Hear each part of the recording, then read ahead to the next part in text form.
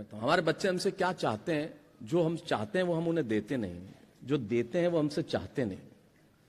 हम अपने परिवार से न जाने कितना दूर हो जाते हैं, पता ही नहीं चलता, वक्त रहता नहीं है। सब कुछ होता है पर वक्त नहीं होता।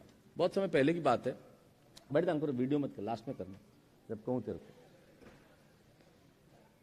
होता यह है, बहुत वर्ष पहले की बात है, मेरी बेटी अब तो विदेश में रहती है, वहां काम करती है वो।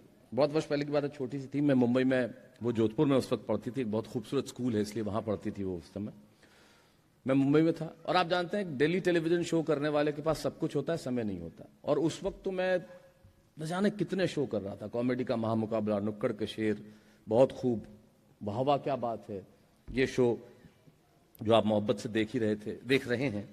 और ये तमाम शो जब मैं एक साथ कर रहा था तो मैं उदयपुर गया था राजस्थान में एक शो करने के लिए।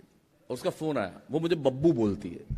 भाई पापा और डैडी का अर्थ भी हमें तो पता नहीं है, उन्होंने मेरे पिताजी के मुंह से मुझे बबलू कहते हुए सुना तो उसने बब्बू उठा लिया, तो बब्बू ही बोलती है। मैंने भी कभी रोका नहीं क्योंकि पापा का अर्थ मुझे भी नहीं पता, तो बब्बू तो चलो नाम है। तो Babbu, are you in, where are you? I said I am in Udaipur. Udaipur is in Rajasthan? Yes. Are you coming to Jodhpur to see me, meet me? मैं कहा नहीं बेटा नहीं आ पाऊंगा, मैं कमिटेड हूं, मुझे जाना जरूरी है। पता नहीं उसने कहां सुना, क्या किया। 5 मिनट बाद उसका फोन आता है मेरे पास। क्या आप एक दिन के लिए, उसका अनुवाद, अगर आप एक दिन के लिए कहीं जाते हैं एज ए चीफ गेस्ट या कुछ परफॉर्म करने, तो व्हाट डू यू चार्ज? आप कितना पैसा लेते हैं? मैंने कहा क्यों, ये सवाल क्यों कर रही हो? कि नहीं, अगले हफ्ते जो है मेरे स्कूल में मेरा एनुअल डे है और मैं परफॉर्म कर रही हूं, तो क्या मैं प्रिंसिपल को कहूं कि आपको एज ए सेलिब्रिटी गेस्ट बुलाएं, तो मैं उनको बता दूं कि आप इतने पैसे लेते हैं। यकीन मानिए उस दिन मैं दुनिया का सबसे गरीब आदमी हो गया। मेरे पास सब कुछ था लेकिन इस सवाल का जवाब नहीं था। तब एक टिश्यू पेपर पर मैंने कविता लिखी।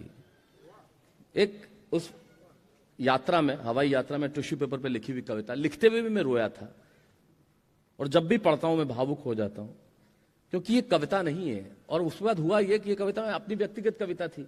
कॉमेडी का महामुकाबला एक शो आता था स्टार प्लस पे बहुत साल पहले, अगर आपने देखा हो तो। हम बहुत सारे लोग थे उसमें, श्रेयस तलपड़े, अरशद वारसी, रवीना टंडन, शेखर सुमन, मैं, राजू श्रीवास्तव, सुनील ग्रोवर, बहुत सारे लोग। तो उस दिन मेरी बिटिया का ऑपरेशन चंडीगढ़ पीजीआई में हो रहा था।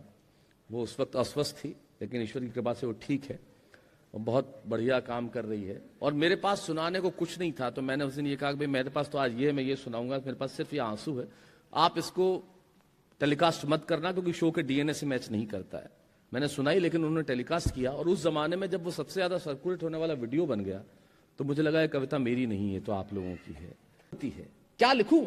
वो परियों का रूप होती है या कड़कती ठंड में सुहानी धूप होती है? वो होती है उदासी के हर मर्ज की दवा की तरह, वो होती है उदासी के हर मर्ज की दवा की तरह, या उमस में शीतल हवा की तरह। वो पहाड़ की चोटी पे सूरज की किरण है या जिंदगी सही जीने का आचरण है? वो आंगन में फैला उजाला है या मेरे गुस्से पे लगा ताला है? जब आप घर में गुस्से में जाते हैं तो माए सबसे पहले बच्चों को भेजती है ताकि आप संयत हो जाए। तब कहता हूं क्या लिखूं? वो परियों का रूप होती है या कड़कती ठंड में सुहानी धूप होती है? वो होती है उदासी के हर मर्ज की दवा की तरह या उमस में शीतल हवा की तरह? वो पहाड़ की चोटी पे सूरज की किरण है या जिंदगी सही जीने का आचरण है? वो आंगन में फैला उजाला है या मेरे गुस्से पे लगा ताला है? वो आकाश गंगा जो दिल मिलाती है, वो हंसी की नदी जो सिर्फ खिलखिलाती है, वो ताकत जो छोटे से घर को महल कर दे, वो काफिया जो किसी गजल को मुकम्मल कर दे।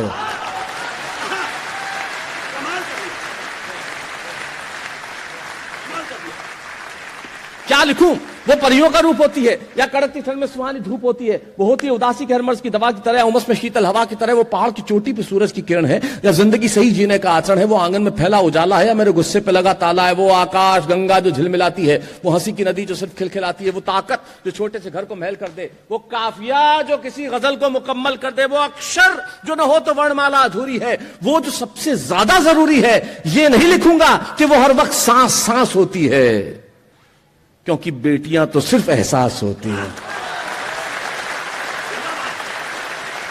उसकी आंखें न गुड़िया मांगती है न खिलौना। घर कब आओगे? एक छोटा सा सवाल छलौना। जल्दी आऊंगा, अपनी मजबूरी को छिपाते हुए देता हूं जवाब। टाइम बताओ, तारीख बताओ, वो उंगलियों पे करने लगती है हिसाब। और जब नहीं दे पाता ना सही सही जवाब, अपने आंसुओं को छुपाने के लिए वो चेहरे पे रख लेती है किताब। वो मुझे ऑस्ट्रेलिया में छुट्टियां, मर्सिडीज कार की ड्राइव, 5 स्टार होटल में डिनर या नए नए आईफोन नहीं मांगती। ये तमाम चीजें हम पैसे से खरीद के दे देते हैं और देते हैं, लेकिन जो दे सकते हैं और नहीं देते वो सुनना, वो मुझसे ऑस्ट्रेलिया में छुट्टियां, मर्सिडीज की ड्राइव, 5 स्टार होटल में डिनर या नए नए आईफोन नहीं मांगती, न कि बहुत सारे पैसे वो अपने गुल्लक में उंडेलना चाहती है।